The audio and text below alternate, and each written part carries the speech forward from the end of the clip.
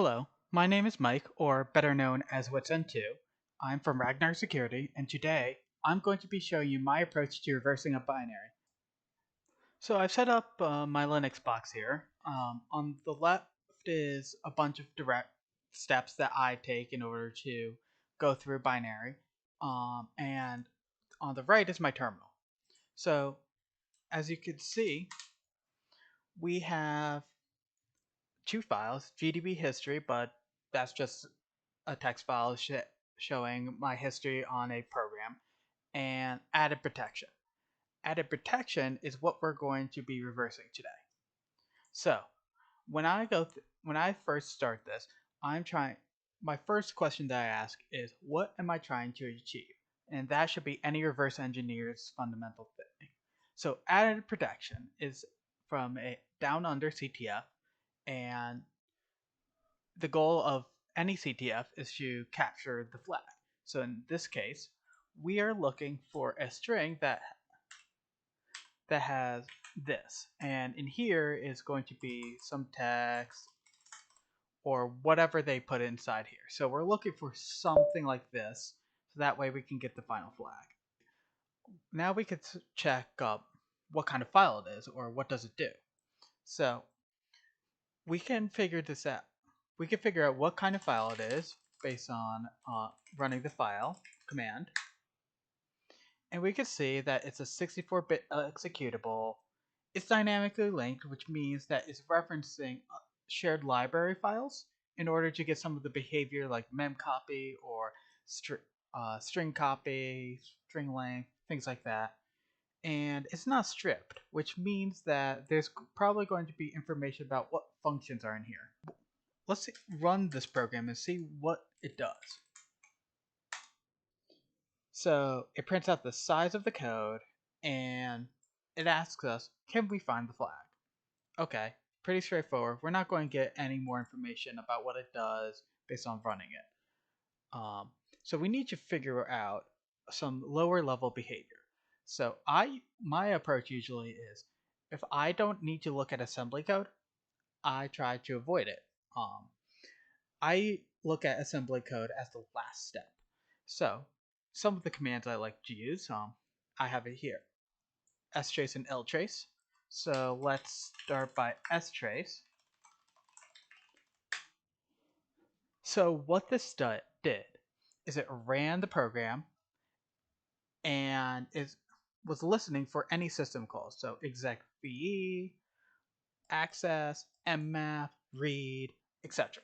So if we're looking through here, we see some bytes. I can't really tell what this does. It's truncated. Nothing really of interest, so let's try ltrace. So ltrace in this case was checking for library calls.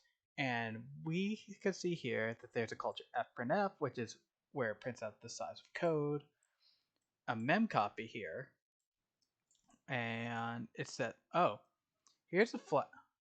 This looks like the flag, but obviously it's truncated because it's ltrace, but we know where it is, essentially. So this is probably some useful information here.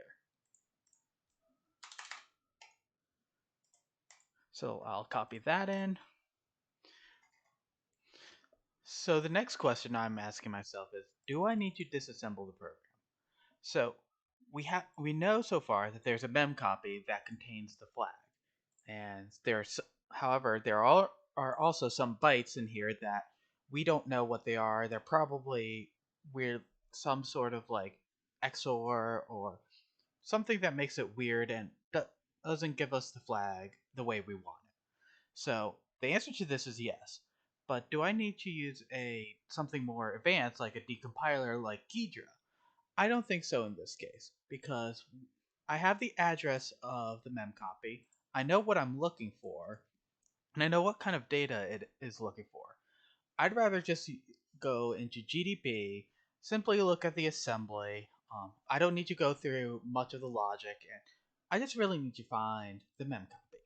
And then I will also put that into, if I need to, I'll put that into CyberChef. So why don't I actually get that open here? So for our case, I think we are going to need to use from hex because when looking at the L trace, we see that we are going to be reading bytes, and bytes are generally in hex. So each byte is going to be in hex, and then we're going to have to convert that to the flag, and then if this was the actual CTF challenge, we'd submit it to the CTF server. So we're going to do that, and then we'll get started with debugging this in GDB. So why don't we get started with a GDB session? I don't think we need to open a disassembler for this because we kind of have an idea of what we're looking for. Hopefully untruncated. But let's just open this up in GDB. Or I like to use the framework Peter on top of GDB, which is an exploit framework that allows you to do a lot of cool things. I also like how you can how it prints it out too. So I'll put a link down for GDB PETA. So let's see what we can. Let's first find information about functions. So the only one that a human wrote is main, because all of these are either from shared libraries or they're created in compiling the program. So let's disassemble main. And what we're looking for is a mem copy. And immediately we can see that there's a mem copy. But if you really want to, you can go through each instruction, see what it does. I generally don't like to when I know what I'm looking for. Um, but I do highly recommend that you learn assembly. I will be posting a video later about it. And let's but for now, we know that we have a memcopy. So why don't we break down this memcopy instructions and see what's actually happening here? So I have already pulled up the manual for this. So as you can see, there's memcopy, dest, source, and a number, here. So what we're doing is we're taking a source buffer, putting it into the destination buffer, and we're only copying n amount of bytes from the source to the destination. And the return value is a memcopy. So how do we convert this into instructions here? So in x86 64 and specifically Unix machines, RDI is considered the destination, RSI is the source, and RDX is the number of bytes.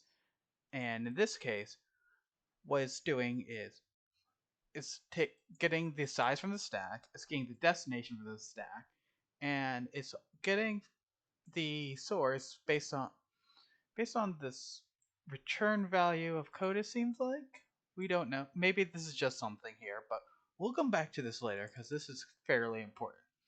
So, from my intuition, I just thought maybe we can just set a breakpoint here and see what comes out from RAX, and maybe that'll be just as easy as it'll be. So let's start there. Main plus. And I'm actually going to do one instruction after, so that way this instruction actually gets executed. And then let's run that. So now we have this register, and let's print out that address. See what we get. So it looks like this is an ASCII. We might have some ASCII. Why don't we put into CyberChef and see what the heck is going on? So copy that.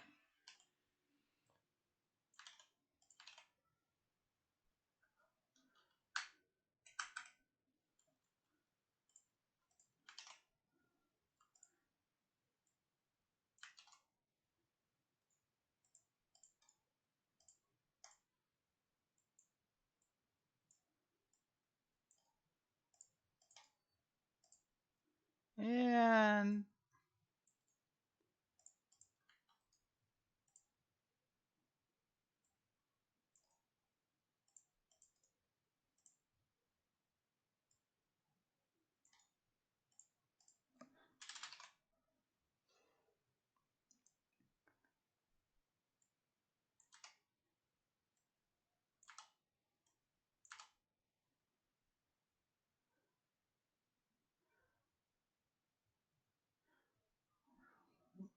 doesn't look like much. It doesn't look like much. So what we were assuming here was that we would get from the return value, REX would put it in the return value. RX is the return value of memcopy, and we can just print out everything and we'll get what we want. Doesn't look like it based on the bytes we're given. So let's try a different approach. And let's, let's disassemble main again. So we see here that this GDB thinks this is a function call source. So why don't we check out what instructions there are in code? Why don't we just actually disassemble code? Oh wait, no, that's not going to work. Why don't we set a breakpoint main plus 267 so we can get the actual virtual address, run it, and then let's just list out all the instructions. A bunch of instructions at where code is. And we see that there is some more asking. Let's just take this, put it in, and this is actually a lot better. So this seems like the backwards version of the flag. So why don't we take the reverse and this is the beginning of the flag, DUCTF bracket AD. So why don't we put some more in here? So I went ahead and copied the hex in reverse order from all of these bytes. So as you can see, this hex string is here. So as you can see, we get the final flag, DUCTF Advanced Encrypted Shellcode. Not really encrypted, but you get the point. We took advantage of some of the ways that the program is putting the memory into the stack, or in this case into the register, and took advantage of how it printed it out. And in that case, we get the result of it. And just to summarize on this, we took this step by step to figure out, okay, how can I extract information before I have to go read through assembly, and do I actually need to read through assembly? So, and we were able to get the final result without reading much assembly.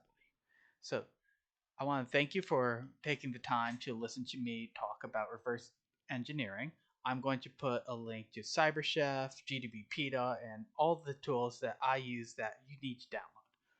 I will also be going through more videos on how to read assembly, how to go through some of these tools, and I'll also be putting some more example videos of reverse engineering into with the use of some disassemblers and decompilers as well. So stay tuned for more information and feel free to contact me if you have any more questions.